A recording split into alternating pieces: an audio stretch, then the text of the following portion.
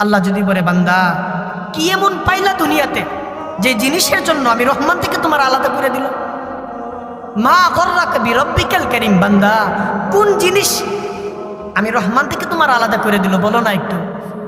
হাসরের মাঠে যদি আল্লাহ এতটুকু জিজ্ঞাসা করে যে বান্দা তোমার তো আমি জবানটা দিয়েছিলাম, এই জবান দ্বারা কত বন্ধুকে ডাকলা, কত ভাই, কত আত্মীয় স্বজন, সবাই তো খুশি হইল, কিন্তু আমি মাওলা কি একটা বারো আল্লাহ ডাকার মতো অধিকার রাখি নাই?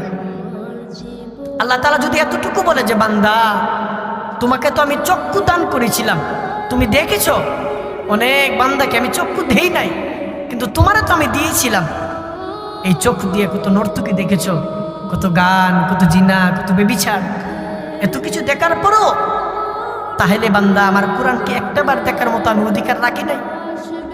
আল্লাহ যদি এতটুকু বলে যে বান্দা এই হাত তো আমার দেওয়া নিয়ামত, হাত দ্বারা কত কাজ করলাম, কিন্তু আমি মাওলা কি একটা বারো এই হাত দ্বারা মানুষের খেদমত করার অধিকার রাখি নাই?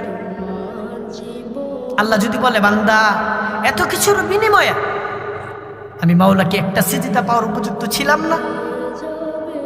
শুধুমাত্র খাবার, ঘুম, পেশাব করা আর যৌন চাহিদা এর নাম জীবন না। আল্লাহ যেন বলে বান্দা আমি তো কুকুরকেও খাওয়াই, কুকুরকে ঘুম পাড়াই, কুকুরও তো পেশাব করে, কুকুরও তো যৌন চাহিদা পূর্ণ করে।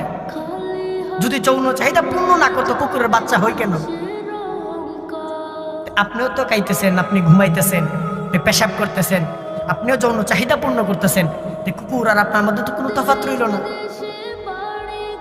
অথচ আল্লাহ তাআলা বলেছেন আমি বান্দাকে সৃষ্টির শ্রেষ্ঠ বানায় পাঠাইছি।